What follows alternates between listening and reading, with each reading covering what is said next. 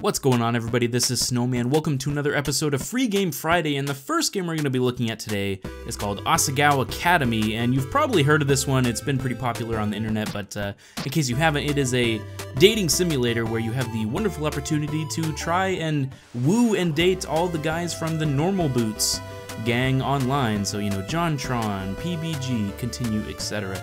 You play as Hana, who has just moved to a new school.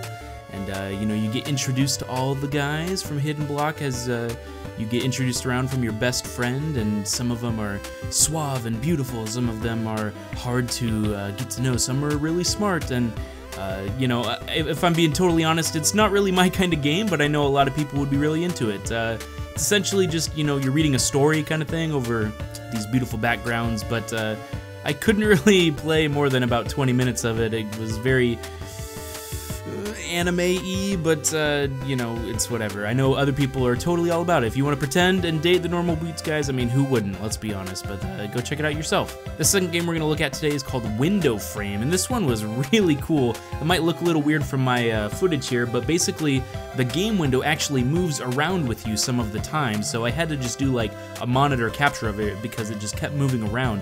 But it uses the gameplay window to its advantage here. Basically, you need to reach the ending doorway at the end of every level, but to do that, you might have to do some little trickery here by using these blue arrows you have to strike an edge and then drag it to close the window in on yourself, and you use this to reach new areas because you can wall jump.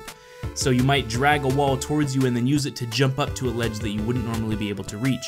And it introduces all sorts of new ideas. It's a little trippy and kind of hard to get used to, but basically you have to avoid obstacles. Maybe you're closing a wall so that it'll quit shooting fireballs, or you know, you have to kill enemies by shooting these blue things at them. And I just thought it was a really unique experience. It's kind of a very basic platformer, but using the window frame, and that's the name of the game there, to its advantage to have a really unique experience. Go check it out. Finally, the third game we're going to look at today is called Sonny, and this is kind of a very traditional turn-based RPG, kind of a really old Flash game that a lot of people played way back when.